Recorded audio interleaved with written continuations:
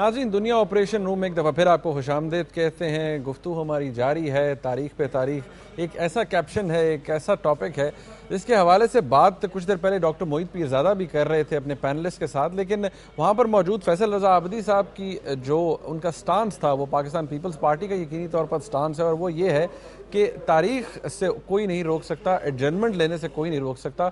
लेकिन शायद Pakistan peoples party के जो लीगल ब्रेन्स हैं वो ये नहीं समझते कि कोर्ट, ख़ास तौर पर सुप्रीम कोर्ट, बाउंड नहीं है उनके पास कि वो हर दफ़ा उनको एडजर्नमेंट दे दे। जिस तरह सुप्रीम कोर्ट ऑफ पाकिस्तान ने 11 अक्टूबर को ये फैसला दिया कि ये जो दरख्वास्त दी गई है जिसमें कहा गया जी कि वकील को बदल दिया जाए, ये मेलिफाइड इंटेंशंस हैं, इसलिए इसको रिजेक्ट कर दिया गया। अब गवर्नमेंट उसके खिलाफ भी एक रिव्यू पिटिशन दे रही है। बहरहाल उसका फेट क्या होता है ये तो आने वाला वक्त बताएगा। इस डिस्कशन को नाज़रीन हम आगे बढ़ाएंगे। अब हमारे साथ स्टूडियोज़ में मौजूद है राना सनाउल्लाह साहब जो कि सूबाई वज़ीर कानून हैं, और इनसे भी बात करेंगे। कुछ देर में हमें ज्वाइन करेंगे पाकिस्तान पीपल्स पार्टी के सूबाई प्रेसिडेंट समीउल्लाह खान साहब रास्ते में हैं, कुछ देर में हमें ज्वाइन कर लेंगे। और इस्लामाबाद से हमें ज्वाइन कर रहे हैं जस्टिस रिटायर्ड तारिक महमूद साहब। जस्टिस साहब से पहले राना साहब मैं बात करने का शुरू करता हूँ मेरे ख्याल में, क्योंकि समीउल्लाह खान साहब आ जाएँ फिर बात करेंगे, नहीं तो वो कहेंगे जी वन साइडेड गुफ्तगू हो गई सारी। राना साहब आपसे शुरू करते हैं।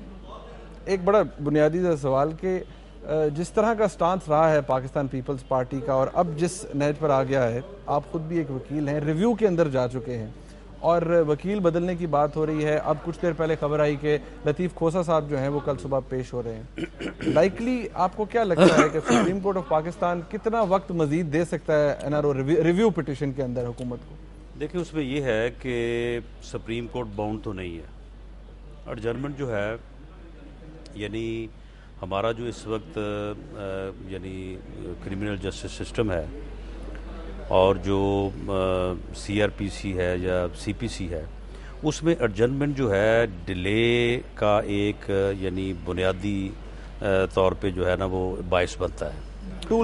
और इसके ऊपर काफ़ी यानी लोगों की जो है वो यानी रिजर्वेशन है कि हमारे वकला साहबान जो हैं वो डिले करने के लिए जो है वो एडजर्नमेंट्स लेते हैं।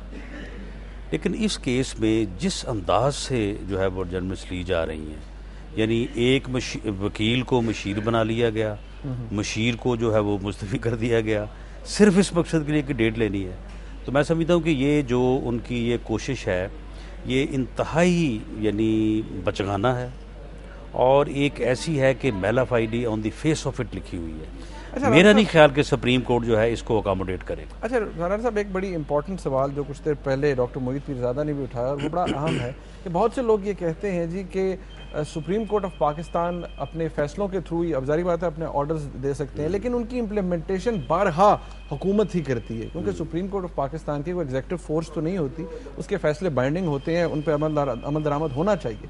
लेकिन अगर ऐसा कोई फैसला आ भी जाता है, जिस तरह आप देख रहे हैं कि 16 दिसंबर से लेकर अब तक 10 महीने का अरसा गुजर चुका है और आज भी रिव्यू के अंदर एक स्टेज आ गई है, उस फैसले की पहली सालगिरह भी होने वाली है, तो उसको इम्प्लीमेंट किसने करना है? हुकूमत ने करना है? हुकूमत फिर कोई डायलेक्ट्री टैक्टिक इस्तेमाल कर सकती है? देखिए, उसमें ये है कि जो आइन का आर्टिकल 190 है उसमें बड़ा वाज़ेह तौर पे दर्ज है कि तमाम जो यानी जुडिशल और एग्जेक्टिव जो अथॉरिटीज़ हैं वो उनकी कॉन्स्टिट्यूशनल ऑब्लिगेशन है कि वो सुप्रीम कोर्ट के फैसलों के ऊपर अमल करें, और अगर कोई अथॉरिटी अमल नहीं करती तो कंटेम्प्ट ऑफ कोर्ट में उसको सज़ा हो सकती है।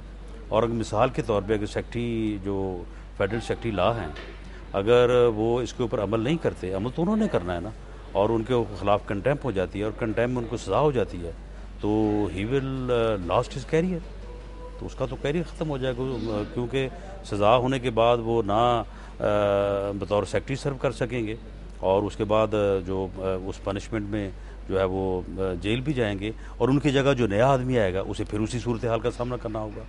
तो इसलिए ये मुमकिन नहीं है कि यानी डिले हो सकता है, जैसे रिव्यू एक डेट, दूसरे बहाने से दूसरी डेट, तीसरे बहाने से तीसरी डेट, इसमें वक्त तो लग सकता है। अच्छा, थोड़ा सा लेकिन मैं समझता हूँ कि अब आखिरी यानी आखिरी मराइल पे आखिरी सांसों में। अच्छा, ये रिव्यू का, तो क्योंकि आप एक वकील भी हैं, तो हमारे नाजरीन की इन्फॉर्मेशन के लिए कि रिव्यू का नॉर्मली स्कोप क्या होता है सक्सेस का, खासतौर पर सुप्रीम कोर्ट के अंदर जब रिव्यू फाइल किया जाता है, उसका स्कोप क्या होता है? रिव्यू का जो है वो जो लीगल जो उसका यानी आप समझ लें कि उसका जो परव्यू है वो तो यही होता है कि जो जजमेंट है इट सेल्फ उसमें कोई ऐसी चीज़ पाई जाए कि जो on the face of that जो है वो ये लगे कि ये यानी मिस्टेक है, कि किसी चीज़ को जो है वो यानी सही तौर पे जो है वो दुरुस्त तौर पे उसको जज नहीं किया जा सका।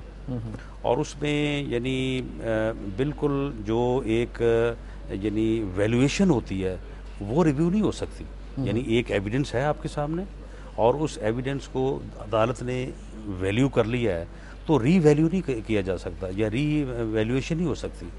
और अगर on the face of that judgment एक ऐसी चीज़ जो कि जजमेंट से ही साबित हो कि ये चीज़ इस तरह से नहीं, ये इस तरह से है और ये इरोनिकली या बाय मिस्टेक हो गया है, तो उसका यानी रिव्यू का जो उसका आप परव्यू कह लें या कंसेप्ट कह लें वो बहुत ही यानी मिनिमम होता है, लिमिटेड शॉर्ट होता है, बहुत लिमिटेड होता है। अच्छा राना साहब, एक अब ये तो कानूनी हवाले से बात हो गई, एक बात जो बार बार कही जाती है वो यही, बहुत से लोग कहते हैं कि जी बेशक हुकूमत को कोई फ़ैसला सुप्रीम कोर्ट सादर भी कर देता है, बहुत से जो मैं कहूँगा सियासी कायदीन ये बात करते हैं, बहुत से तज्ज़िया निगार ये कहते हैं कि जी पाकिस्तान पीपल्स पार्टी ने ये एक सोचा हुआ है कि उन्होंने किसी भी स्टेज पर सदर पाकिस्तान के हवाले से कभी कोई ख़त नहीं लिखना, किसी भी स्टेज पर। आप कहते हैं कंटेम्प्ट लग सकती है, उस स्टेज तक जा सकती है, और आपने आर्टिकल 190 का हवाला भी 190 का हवाला भी दे दिया। लेकिन बारहा वही वाली बात है कि जी बेशक सुप्रीम कोर्ट के ताबे हैं तमाम एग्जीक्यूटिव अथॉरिटीज़ भी, लेकिन ये बात बड़ी दूर तक जाती है। उस स्टेज में तो एक फिर वो एक कॉन्स्टिट्यूशनल एनार्की है ना जिसकी हम बात करते हैं। यहाँ पर बहुत से ऐसे साबिक सुप्रीम कोर्ट के जज साहबान हैं जिन्होंने ये बात भी कहनी शुरू कर दी है कि जी खुदा न खास्ता 3 नवंबर जैसी सिचुएशन भी दोबारा हो सकती है। आप क्या समझते हैं? मेरा नहीं ख्याल कि 3 नवंबर जैसी सूरत हाल जो है वो हो सकती है। उसकी वजह ये है कि 3 नवंबर की सूरत हाल जो है वो उस वक्त के आर्मी चीफ ने जो है वो एक स्टेट ऑर्गन जो इंस्टीट्यूशन है फ़ौज का, उसकी ताकत को इस्तेमाल करते हुए उसने 3 नवंबर की सूरत हाल जो है वो पैदा की थी। एक पॉलिटिकल गवर्नमेंट के पास इस किस्म की पावर नहीं होती और एक पॉलिटिकल गवर्नमेंट जो है वो एक्स्ट्रा कॉन्स्टिट्यूशनल स्टेप्स को नहीं उठा सकती, क्योंकि एक्स्ट्रा कॉन्स्टिट्यूशनल स्टेप्स को उठाने के लिए उसे जिस फोर्स की ज़रूरत होती है वो फोर्स उसके पास अपने पास से तो होती नहीं है। और किसी भी अदारे को, किसी भी गवर्नमेंट के यानी ऐसे ऑर्डर्स जो कि कॉन्स्टिट्यूशन से बाहर हों उनको मानने की ज़रूरत नहीं होती। मैं नहीं समझता कि फ़ौज, रेंजर्स या कोई भी अदारा जो है मौजूदा हुकूमत के जो है वो अनकॉन्स्टिट्यूशनल ऑर्डर्स को इम्प्लीमेंट करने के लिए ताकत का इस्तेमाल करेगा। ये मैं ज़रा अब चलूँगा जस्टिस रिटायर्ड तारिक महमूद साहब के पास। जस्टिस साहब अस्सलाम वालेकुम। वालेकुम अस्सलाम। जस्टिस साहब बहुत शुक्रिया, आपने अपना कीमती वक्त दिया हमें। आपको क्या लग रहा है जिस तरह से ये अब एनआरओ रिव्यू के अंदर लतीफ़ खोसा साहब पेश होंगे सुबह, आपको क्या लगता है कि अब क्या स्टांस हो सकता है हुकूमत की तरफ से? खोसा साहब कितना वक्त मांगेंगे सुप्रीम कोर्ट से हम मजीद एडजर्नमेंट के लिए?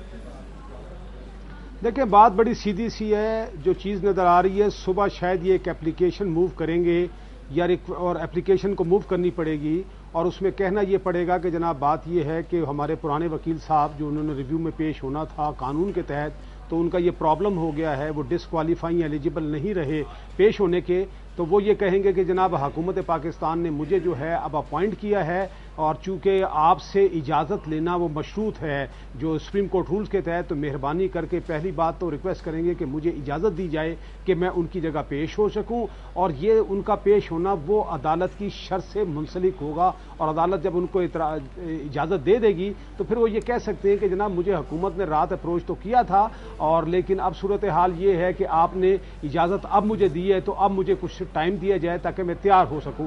ये फिर अदालत की मर्जी है कि कितने दिन का टाइम देते हैं। और नॉर्मल हालात में तो शायद हो सकता है कि ये रिक्वेस्ट एंटरटेन भी हो जाए, क्योंकि अगर आपको लास्ट टाइम भी आपको याद हो जो पिछली पेशी हुई थी जिसमें बड़ा हाइप क्रिएट हुआ था और लेकिन जब उन्होंने रिक्वेस्ट की कि जनाब हमारे रिव्यू केस फिक्स कर दिया जाए तो वो अदालत ने केस भी फिक्स कर दिए, तारीख भी उनकी मर्जी की दे दी।